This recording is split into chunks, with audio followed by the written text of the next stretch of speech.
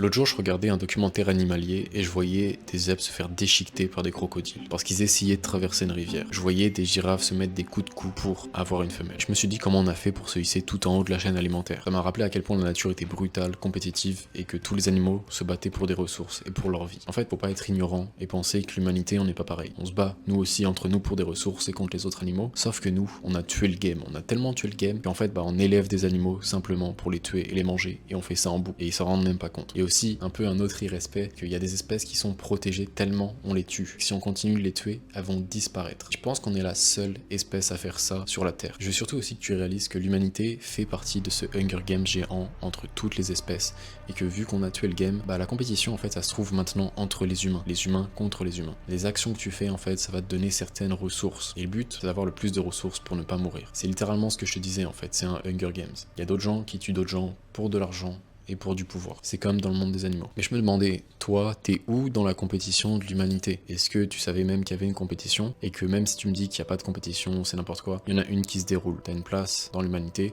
t'as des ressources qui sont à ta disposition de par ce que tu es et ce que tu fais. Je veux dire que, en fait, la sélection naturelle s'applique encore et que si t'es dans la moyenne, comme la moyenne des Américains, la moyenne des Français, en surpoids, il y a 40% des Américains qui sont en surpoids, il y a 26% des Français qui sont en surpoids, c'est un quart et presque la moitié pour les Américains, ce qui est énorme, évidemment ça va mener à quelque chose. Quand t'es un animal, comme l'être humain, en fait tu vas vouloir sélectionner des partenaires de par ce qu'ils sont. Tu veux avoir les meilleurs gènes pour toi, ta famille, parce qu'en fait tu veux que l'espèce perdure. C'est littéralement un instinct primaire. Donc si tu fais partie des gens qui sont en surpoids, qui ont pas les meilleurs gènes, évidemment tu vas être mis de côté. Je pense qu'il y a beaucoup d'humains qui ont abandonné dans la vie, ce qui fait que en fait il y a une disparité des ressources. Il y a très peu d'êtres humains en fait qui ont la totalité en fait des ressources et il y a une autre partie qui a absolument rien. Et il y a une partie qui en a un petit peu. Et donc si tu fais partie de ces gens qui sont dans la moyenne et donc en surpoids, malheureusement les partenaires vont pas vouloir te sélectionner. En fait c'est ce qui explique aujourd'hui la grande misère sexuelle qu'il y a. Parce qu'il y a énormément de personnes qui ont abandonné dans la vie. Des personnes qui ont abandonné, quoi? Parce qu'elles étaient en surpoids. Pourquoi? Parce qu'elles étaient maigres. Pourquoi? Parce qu'elles avaient pas un look comme les modèles que tu peux voir sur Instagram. Mais en fait faut que tu saches que tu peux travailler pour changer ça. Faut pas que tu crois, que tu t'appuies-toi sur ton sort en mode ouais non je peux pas changer ça. Si tu peux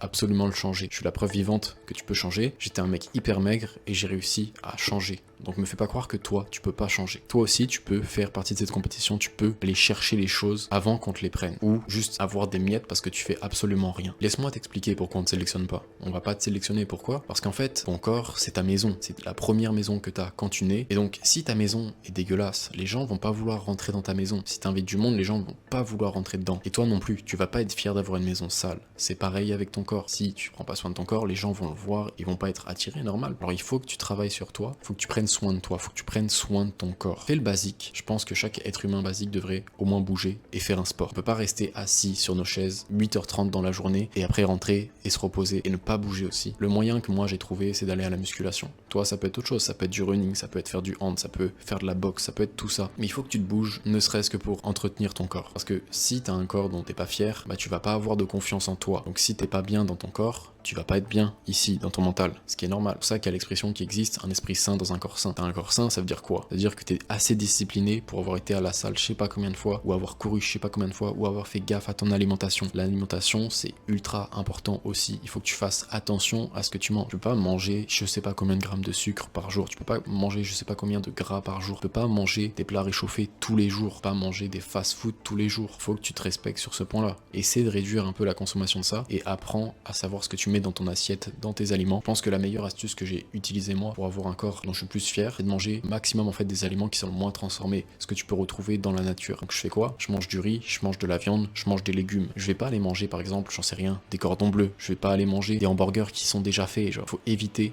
au maximum de manger des choses qui sont transformées. Je me suis un petit peu perdu dans le sujet, mais tu as compris en fait. Il faut que tu prennes tout ton aspect personnel à cœur, parce que c'est littéralement ta maison. Tu veux pas que ta maison finisse écroulée parce que t'en as pas pris soin. Dans la vie, t'es censé, en fait, dans la courbe de la vie, faire comme ça, hop, et atteindre un pic. Et après, ça descend. En fait, ce pic, quand ça monte, c'est littéralement parce que t'as pris ta vie au sérieux, tu commences à avoir un statut dans ton travail, assez d'argent de côté, et que t'as pris soin de toi physiquement, t'es bien, tu vois. Mais en fait, il y a beaucoup de personnes, c'est l'inverse. Ils pensent que après la trentaine, la vie est terminée. Mais non, t'as encore au moins 30 à 40 ans à vivre. C'est pour ça que je comprends pas, en fait, pourquoi il y a des jeunes, en fait, de 20 ans qui se disent ouais on a 20 ans qu'une fois, ouais mais t'as qu'une seule vie, donc si tu niques ta vie dès le début tu vas avoir 40 ans de souffrance après. Donc si tu passes juste ta vingtaine à profiter, ta vie c'est le pic là t'es à ta vingtaine, elle va faire ça. ça va descendre. Pourquoi? Parce que t'as rien fait pour le toi futur. T'as fait que d'aller en soirée, fait que d'aller au McDo. Donc évidemment, là, t'es très content de ta vie. Tu sais que toutes ces petites actions-là, ça s'accumule. Et ça fait quoi? Tu vas au McDo tous les jours, ton corps, il va faire ça. Zoom. Tu regardes des films de boules chaque jour, ta santé mentale va faire ça. Tu fais 3 soirées par semaine, tu bois de l'alcool, ta santé et ton mental, ça va faire ça. C'est normal en fait, c'est que tu fais absolument rien pour le toi futur. En fait, t'es en train de crever tes pneus pour le toi de 30 ans. Et le toi de 30 ans va se dire, mais en fait, pourquoi je roule pas? Faut que tu penses à ce que tu vas devenir. Parce que littéralement, peut-être le présent, tu peux profiter, tu peux être content, tout ça, mais en fait, la version future de toi va arriver quoi que ce soit. Sauf si il t'arrive quelque chose, tu vas vivre au moins jusqu'à 65 ans, 70 ans en santé, on va dire. Peut-être après, ça va se dégrader parce que on devient plus vieux. Mais il faut que tu penses que tu vas vivre toutes ces années-là aussi. Donc il faut que tu mettes des choses en place. Il faut que tu maintiennes ton corps en place, ton esprit en place et que tu construises des choses. Il faut que tu prennes ta vie au sérieux, que ce soit au niveau de ta santé financière, que ce soit au niveau de ta santé mentale, de ta santé physique. En fait, il y a un graphe qui montre ça. Il s'appelle le graphe de la SMV. En anglais, c'est Sexual Market Value. En fait, c'est la valeur d'un individu dans le monde des rentes. La version future de toi va arriver quoi que ce soit, sauf rencontres et en fait des relations. Il montre que en fait un homme moyen, son pic, c'est à 36 ans. Il a son pic à 36 ans. Pourquoi? C'est parce qu'il a pu construire son statut dans son travail, il a pu mettre de l'argent de côté, il a une bonne direction dans la vie, et aussi, s'il a fait du sport, il est au top de son physique. Aujourd'hui, j'ai 23 ans. Donc dis-toi, je suis comme si j'étais juste dans la pré-saison de ma vie, comme dans un club de foot. Là, je suis dans la pré-saison, mes matchs, c'est juste pour construire quelque chose qui va faire que je vais faire une bonne saison et que je vais gagner le championnat. Ma vingtaine me sert à ça, me sert à investir pour que les choses cliquent pendant ma vingtaine et qu'après,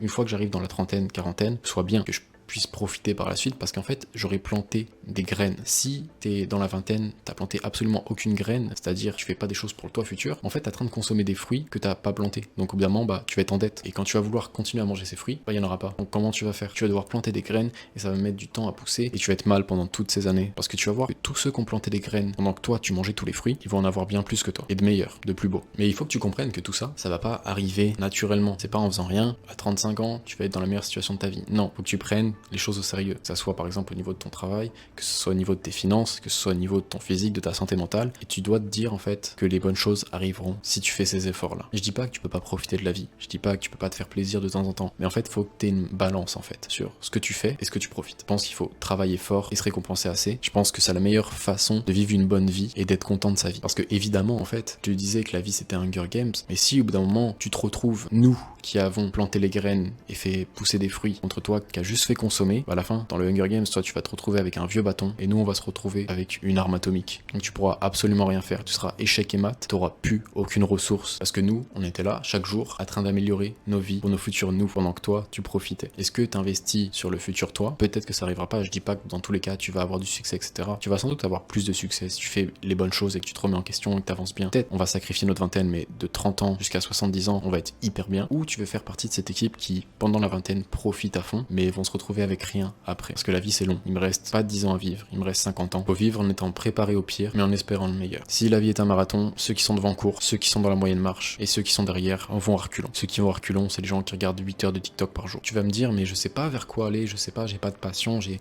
rien dans la vie qui est bon pour moi, je sais vraiment pas où aller. J'ai pas de modèle en fait, je sais pas comment faire. Il y a un principe qui s'appelle le principe du modèle inversé. C'est si t'as pas de modèle, qu'est-ce que tu veux pas être dans la vie? Je savais que moi je voulais pas être mec comme j'ai été pendant toute ma vie, donc j'ai fui ce problème là. C'est que j'ai été au sport, j'ai pris du poids et j'ai plus ce problème maintenant. Faut utiliser les facteurs en fait qui font que je veux pas être comme cette personne, je veux pas être comme ci, je veux pas être comme ça et courir loin de ces problèmes là. Si tu sais pas ce que tu veux devenir, c'est au moins ce que tu ne veux pas devenir. Il y a une expérience assez connue qui prouve ce point là, c'est des scientifiques qui ont attaché des rats à une corde et ces rats là étaient affamés. Ils ont mis un fromage devant ces rats là et ils ont laissé les rats courir vers le fromage. Ils ont vu que la pression exercée sur la corde était ultra forte. Les rats étaient affamés, c'est normal. Ils ont fait un deuxième test, ils ont mis des rats, devant il y avait pas de fromage, mais derrière il y avait quoi? Il y avait un chat. Ils ont tiré encore plus fort sur la corde que les rats affamés qui ont vu le fromage. Tout ça pour dire que dans la vie, ce qui te motive le plus, c'est ce qui te fait le plus peur. Si je te mets tout de suite une arme sur la tête et que je te dis de faire 100 pompes, tu vas les faire. Faut que tu comprennes que la compétition de l'humanité, c'est littéralement la même chose. On sait pas comment le monde va devenir, et donc c'est peut-être juste un souci d'instinct. C'est juste un souci. On est des animaux, j'en ai conscience. Mais vu qu'on sait pas de quoi est fait demain, autant gagner maintenant et prendre le plus possible pour nous et nos proches. La réalité, c'est cru. En évitant le danger, tu crées encore plus de danger. Faut que t'ailles chercher les ressources toi-même parce qu'il y a personne qui va venir te les donner. Alors fais les choses aujourd'hui pour le bien du toi futur.